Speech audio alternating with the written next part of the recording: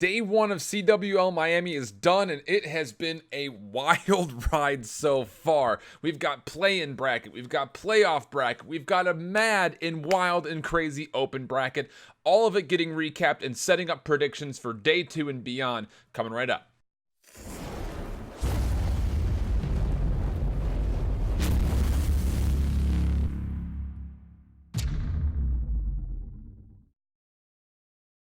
What's up, Call of Duty fans? Welcome back. IHOLDSHIFT. It's such a pleasure to see you guys coming back to the channel, getting the information that you need. We've got ourselves a full-on breakdown of all of the action that you may have missed or maybe didn't know enough about going through day number one. This includes the play-in bracket results, the first round of the playoff bracket, and tons of information coming through the open bracket where, again, the top 16 squads will qualify for World Championships.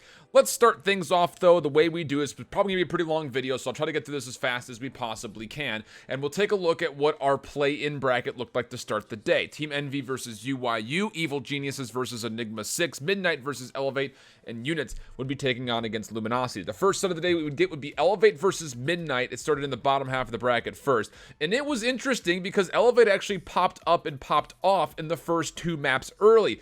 Midnight would take a lead throughout the majority of the map, but somehow they would again let Lacefield and Whalers put together some great moments in the first hardpoint on Gridlock, and Elevate would not only take the comeback, but also the map 250 to 242. Search and Destroy, Elevate was just in control round after round after round, and it makes you wonder if Midnight got tilted after potentially throwing that hardpoint lead that they had. They'd take the 6-2 win on Search and Destroy Arsenal. The control Gridlock, that would come up next, and Midnight would slap Elevate on control. Holy smokes, an easy 3-0 there. Great rotations, even fighting back when numbers weren't in their favor. Elevate looked absolutely lost, and from there, Midnight rolled all the way through as they woke up and took a 250 to 132 win on Frequency, where the first rotation was almost all Midnight. I think they only gave up like 26 points. Triple SOG on that map. And they'd finish off the comeback and the reverse sweep, a 6-3 there on the Search and Destroy for Frequency. I'll pop up all the totals afterwards. So that's a 3-2 going the way of Midnight. LG versus Units coming up next. Seaside would be our first hardpoint map, and LG was all over Units. And again, this was the only mode that I had Units having a potential chance against Luminosity, and well, that was no chance at all. 250, 183. We'd go to Search and Destroy an Arsenal, and Units would actually come out with the first three rounds. First bloods, big battle backs when they were down numbers, good aggression under the sniping of Formal. It looked much better in Search and Destroy compared to LG from when we saw them previously in the cross-divisional. They would take that one 3-6 going the way of Units. Then Control and Frequency would finish things off. Control Seaside, LG dominate the first defense, and they would get streaks for the first offense.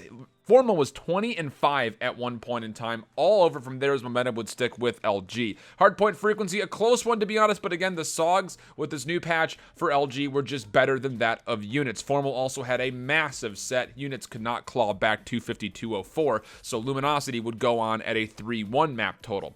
We'd go back to the top half of the bracket, starting off with Enigma 6 versus Evil Geniuses. I thought this one would be close. It wasn't that close. Hardpoint Frequency, the last time these guys played here, it was Evil Geniuses, a 250-66. Enigma 6, why do you let this map come through? It was a closer series as Kismix would be, unfortunately, trying to make the comeback happen, would be completely blocked by a wall at P1 from his grab slam, and from there the comeback effort was completely squandered. 250-150, the score to EG. Search and Destroy Hacienda, very back and forth. This is where E6 was able to find a lot of success versus Evil Geniuses. Not going to do the same thing this time around. Enigma 6 would get it to round 11 and be able to clinch things out 6-5 on Hacienda. And then from there, Gridlock, Control, all Evil Geniuses, absolutely frying. Apathy had a massive series here. They would find the 3-0 in the set and a 3-0 on Control Gridlock. Envy, UYU. I again didn't think UYU would win an entire set throughout the entire rest of the year. I did not anticipate Envy not being prepared whatsoever. Let me just paint a picture for you. Halfway through the first hardpoint, gunless, 10-26.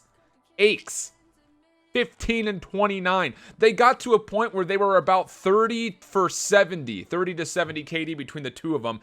That's awful. It was still about a 30-40 point game at those different points as well, but when you're playing a 3v5, UYU take the hardpoint. Search and Destroy. Envy, looking atrocious in these clutch situations. It would go all the way to round 11, and just like Envy has throughout the rest of the year, they would also lose this round 11 to UYU. Control Frequency, Envy checked out. Flat out, dude, I don't know. It's not good, though. But Gunless did not look great. Aches did not look great. From there on out, what else do you want? You can't play the game 3v5. UYU find a 3-0. There's the scores as you want them. Insane. I didn't think UYU looked terribly incredible. They didn't look bad. They didn't look as bad as they did the cross divisional. They got better for sure. Blast had a couple of great moments to be specific, but Envy looked awful. But now as you go back to Anaheim, they are 0-15 in maps, 0-5 in sets that they've played in the last 2 open events. Going into the second round, we'll start things off with Evil Geniuses and UYU. It's starting on a hardpoint Hacienda. UYU would start off pretty hot, but EG would make their adjustments on the rotations. Attach and accuracy would bring things back as they would take the W here, 250 to 176. Snipers, Arsenal, Search and Destroy, Attach. All those things happening at once. Easy 6-0 as Attach popped off with the Paladin. Control Arsenal. Done from there. Evil Geniuses 3-0. Decisive full hold on the defense. No chance for UYU in that set. Luminosity and Midnight. Hardpoint Seaside would be where we start again here for Luminosity, who just come out the gate fast and furious at the beginning, and they would look very solid. They would ride that momentum all the way through the first map, 251-88. Search and Destroy, Gridlock. Back and forth, ping pong battle. Parasite would then earn himself a Hellstorm at one point in time and kill himself with it. It would go to round 11 and LG would clutch out from there. Hate to see it. Control Gridlock would be up for our map number 3. Midnight looked very, very good in their control, as they would be able to get themselves polished on rotations and their committal calls on Gridlock. LG could not get back into it after the first 2 rounds. They tried. Desperately they tried, but they weren't quite able to close things out. A 3-2 going round 5 there on Gridlock to Midnight. Finishing things off potentially with the hardpoint frequency. LG just too clean, too polished. Midnight would make a show of it, but LG just punishing the mistakes. And, well, LG looked very, very good in this set. 250-191 for the 3-1 win there. So that would actually be, again, those are the 2 teams that qualify to the actual playoffs themselves. Again, single elimination there. So going on forward, we would be getting Luminosity versus Heretics and Evil Geniuses versus Reciprocity for our last games of the day. We'll start this one off with Heretics versus Luminosity. Hardpoint, Hacienda. What's rule number 1 of playing against the Vamos? Do not play Hardpoint Hacienda against Heretics. They were 11-1 on that map previously. They held every hill so damn well. Great spacing, great focus, great specialist. Just do not play them. Ban it. Luminosity get punished 250-150. Search and Destroy, Gridlock. Was worried about Search and Destroy for LG, and they looked absolutely lost on the Search and Destroy. Clutch plays did come through for Lucky, who did absolutely pop off in the first couple of maps, or pardon me, couple of rounds, getting Heretics up to a 4-0 start. And then all of a sudden, Luminosity flip a switch. They start shutting down the rotations that Heretics were trying to pull away, and Luminosity find 5 rounds straight, mostly off of opening kills. Much better in the first blood department. We would then go to a round 11, and after the lightning strike that Skies was able to earn doesn't quite connect, Lucky playing for War Machine a little bit too passively as well, LG would actually get control of the showers by A and win the gunfights. Again, Lucky was so close to getting a War Machine. He played super, super passive, and it didn't pay off for them. He wasn't able to earn it. It was literally like fractions of a way away to getting a War Machine. Not going to get there. We would then go to the control on frequency. LG looking solid on back-to-back controls, cleaning up and getting early life leads. Heretics would bounce back, though, in round 3 and round 4, earning streaks going into round number 5. And past that, with those streaks, Heretics got a full opening team wipe, and from there, it was just raining lightning strikes and hellstorms. Heretics would be able to close things back 3 rounds in a row to take the frequency 3-2. Hardpoint frequency coming up next. All about the rotation game. And Luminosity looked better in the rotation game. A couple of very big moments coming out from Slacked and John specifically, who had mediocre games in the first couple of sets here versus the Heretics. They looked better here. They would be able to take the hardpoint on frequency 250-198. Search and Destroy, Arsenal. Formal versus Lucky. Sniper on Sniper dictated most of the early rounds. We would eventually get to a point, though, where we'd go to round 11, down to the last couple of kills, nearly clutched out, but LG able to clean things up. They would be able to beat Heretics 3-2. But Vortex looked very good for Heretics. Methods looked very good for Heretics on the ICR. This was a very, very good set. definitely go back and rewatch this one because I think Heretics have a chance to make their way through the losers bracket and do some work. But again, they're not going to have any free games. These are the top 10 teams in the CWL. You're not going to get a free opening round in the losers bracket. You have to come out with Fuego coming in tomorrow. Reciprocity versus Evil Geniuses. First frequency hardpoint. Dylan cooking with the new SOG. My goodness, he was 41 at 21 near the end. Evil Geniuses would make a comeback to make it interesting, but specials at the end for Reciprocity just too good. EG not able to get it closed out. 250, 203 to wreck. Search and Destroy Hacienda. Won't lie, I was watching most of the LG Heretics all the way through until about round 10. This game would go to round 11 with a grab slam that Dylan had. He'd close it off with the grab slam, 6-5. Then we'd go to Control Seaside, don't even bother with it. It was all Reciprocity throughout the entirety of that map, 3-0. There's the scores for you. And as we move forward, the first couple of games that we're going to have tomorrow are Optic versus Luminosity, 100T going up against FaZe, EUnited and Reciprocity, and Genji playing up against Splice. And of course, Heretics and Evil Geniuses will be dropping down to the losers bracket. Will there be awaiting some of the teams that are coming out of the winners bracket? We're still not really sure how that's all going to go as far as who goes to play up against them and not, but that's the way it goes. I'm not even going to bother showing the losers bracket because it's not even worth it. Now, I want to go into matchups though for tomorrow because this is where a lot of the things I think obviously you guys are really looking forward to. So let's start things off with Optic versus LG. What do you need to know about this? We'll just start this off very first and foremost. 1-1 in the head-to-head. 5-3 are the maps favoring Optic. Now, the last time these teams played, most recently, was just before Anaheim, where Optic was able to find a 3-0 win. However, it was not a convincing win back then, and that was, again, not since what happened with the roster changes. So, this new Luminosity team, there's not much to go off of. You take a look at Optic, it's hard to kind of judge them, but here's the big statistics for Luminosity. 10-2 in the hard point with a 235 average for them against the 191. That plus 45, essentially what they have, the differential is great for a new team. They're 6-3 in Search and Destroy. Also incredible. And then they're 4-3 in the control, but again, don't let that kind of sway you away from them. Their losses have been 2-2-3 losses and a 1-3 loss. They are never getting blown out when it comes down to them in the control. So do not write this Luminosity team off. I'm going to go ahead and give predictions for this one. Luminosity is a team that loves frequency when it comes down to the hard point, but so does Optic.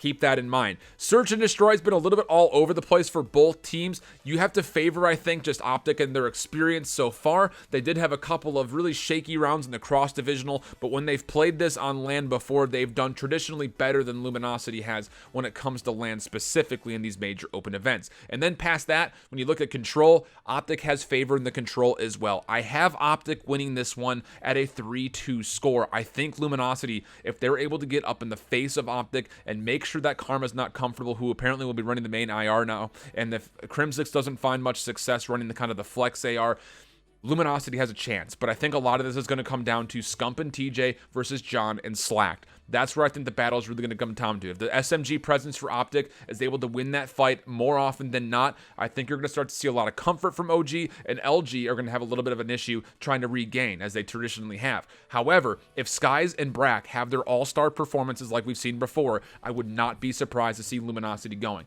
I'm not giving betting predictions or anything like that. No bookie's worst nightmare because the lines have not really fully been posted yet, so I'm just going to give you my predictions now. I've got Optic taking this one 3-2.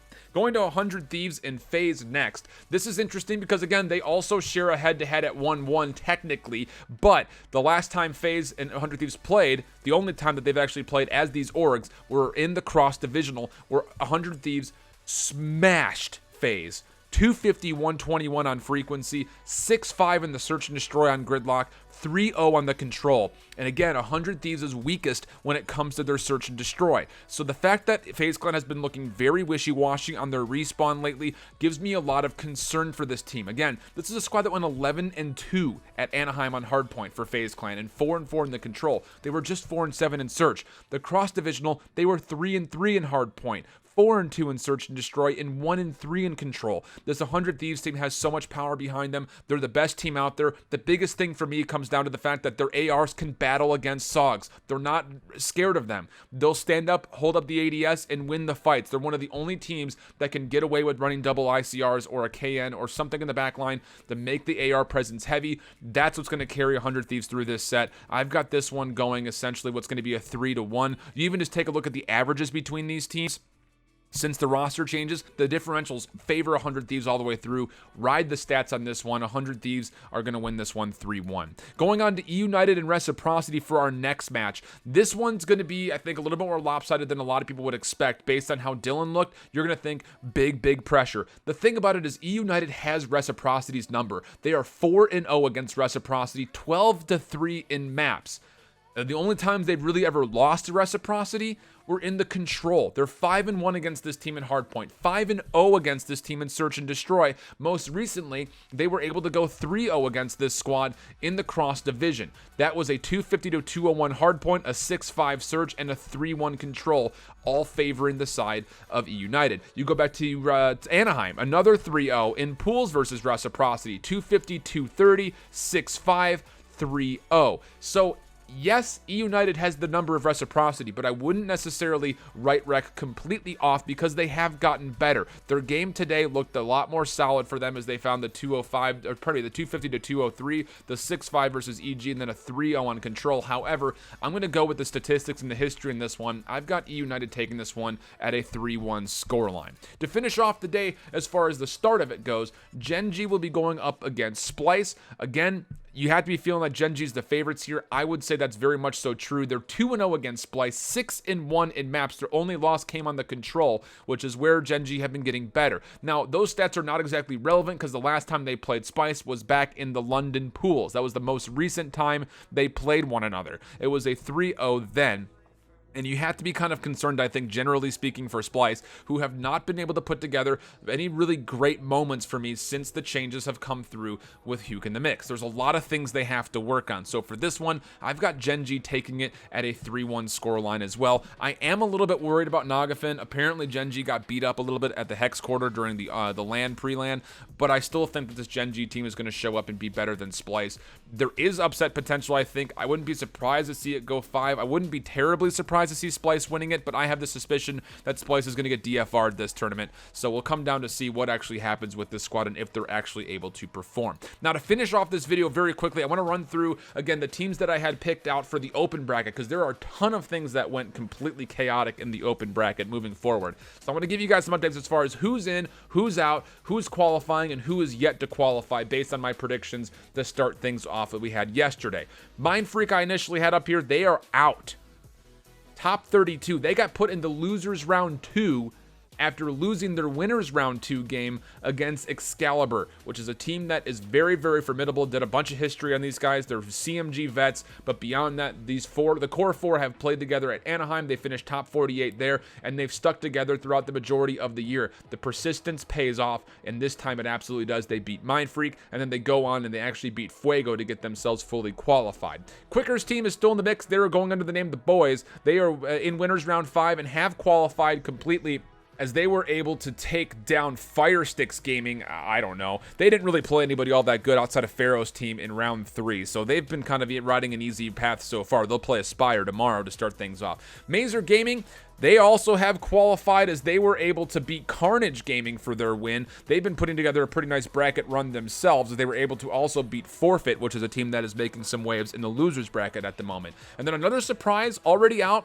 the Vodafone Giants. Maybe Yako was the secret to this squad because they finished top 32. I don't know.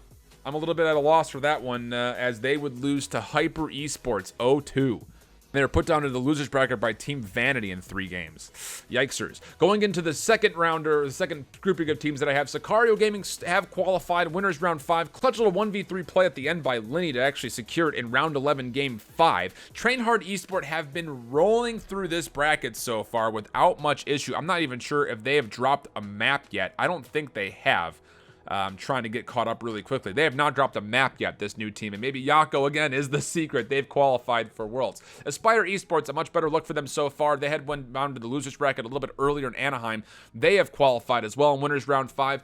And Team War, most of the Lightning Pandas squad also have qualified, as they were able to beat Hybrid Gaming at a 3-0 in their matchup. Moving a little bit further forward, these are all teams that are actually still alive in losers round 6. So they'll play tomorrow, and if they win, they're in. If they lose, they're out. Hybrid Gaming still involved, losers round 6. Singularity still involved, losers round 6. In Control also still involved, and Sage Esports also still involved. Going to my last grouping that I had potentially dropping in the top 16. These are some uglier totals here. The Movistar Riders got snapped on, and maybe Vortex was the key to success for this squad as they finished top 48.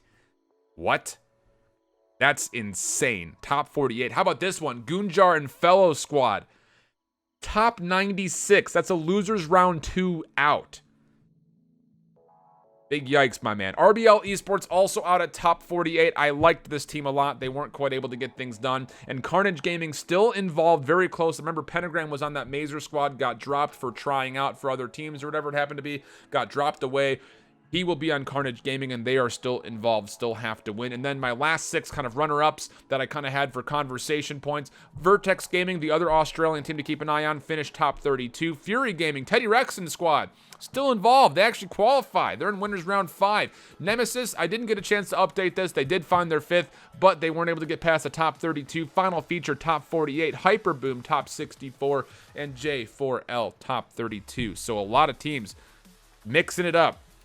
Winners bracket should be fun. Definitely keep your eye on the open bracket going tomorrow. Big shout outs to my boys out there with Rich, Ton, Bricey. Of course, you got Allie in space as well, holding things down. They're looking really solid out there. So big shouts to them. That's going to do it for the recap this time around. We'll be doing one of these again going into Sunday. And then on Sunday, as soon as we get down to just one stream, I will be just watching on my own Twitch channel and doing some live analysis and stuff like that. So if that interests you, feel free to head on over to my Twitch channel at IHOLDSHIFT. Hopefully we'll catch you then. Otherwise, if you want to jump into our Discord and join the big conversation, we had a lot of good conversation today. Feel free to do so. It's in the description below. Until tomorrow, though, hope you guys keep holding it down. Later.